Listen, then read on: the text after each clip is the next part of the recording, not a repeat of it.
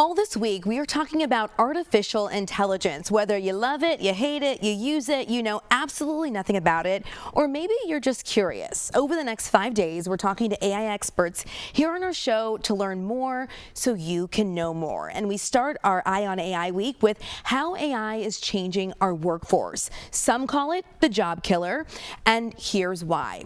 In 2025, AI was stated as the reason for 50,000 layoffs, according to the career consulting firm Challenger Gray and Christmas. Already this year, Amazon cited AI when announcing 16,000 layoffs. Dow, the chemical maker, cutting 4,500 jobs, also citing AI. Pinterest laying off more than 800 people, or 15% of its workforce, as that image sharing, very popular social media platform, pivots more of its money to AI as well.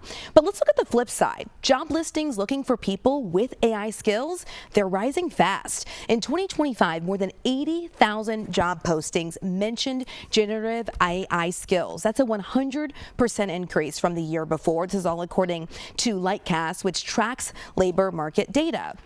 It found that the postings that mention AI skills paid 28%, or about $18,000 more per year than for similar roles that do not require AI skills. So what is the outlook for 2026? What does this mean? I want to bring in someone who's very familiar with this, Dr. Vasant Dhar, an AI researcher, NYU business and data professor, and author of the book, Thinking with Machines, The Brave New World of AI. Dr. Dhar, thank you for being here.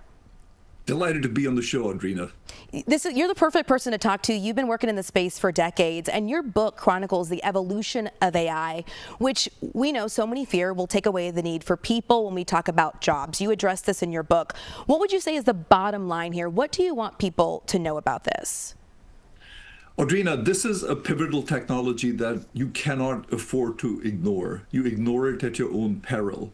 Think of it as a new species, a new entity, an alien species that's descended on the planet and is now occupying it alongside of us and doing all kinds of things for us and getting intelligent by the day.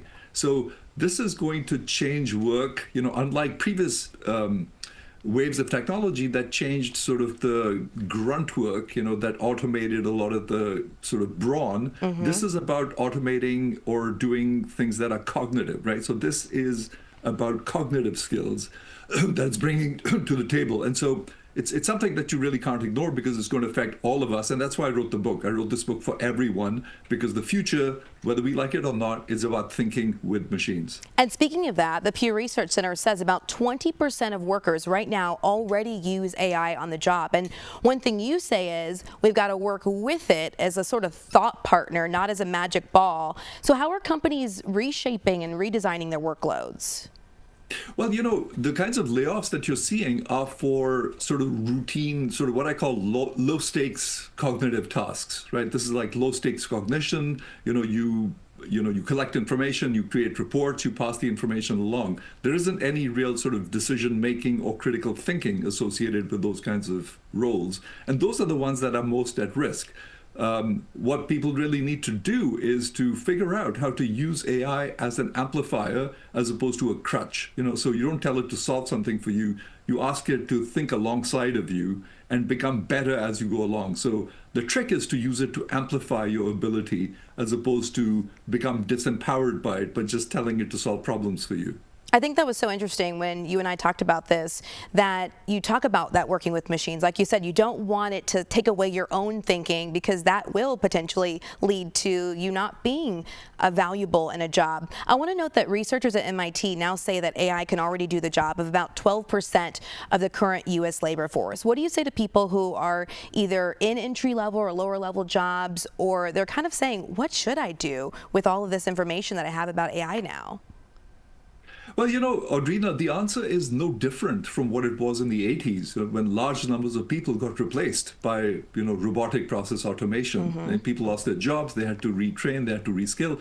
It's deja vu all over again, but this time around, it's mental work, right? So people really need to sort of get their heads around the so-called sort of mind of the machine and really understand, because, if you don't know your history, then you don't know where it's coming from.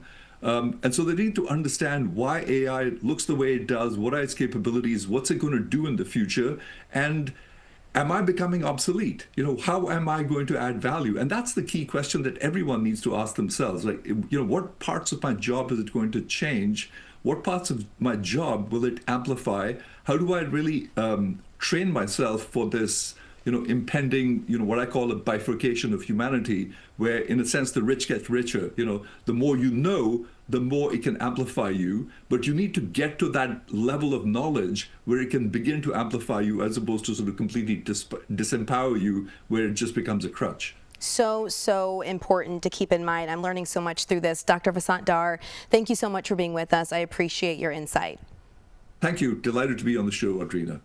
Well, still to come in our next half hour, using AI to find your next job. How do you do that? A career coaching expert joins us with your how-to guide. Plus, we've got an HR guru joining us live as well later in the show to talk about how to make sure your resume doesn't sound like a robot. That's a big issue, and it's all coming up around 9:40 this morning.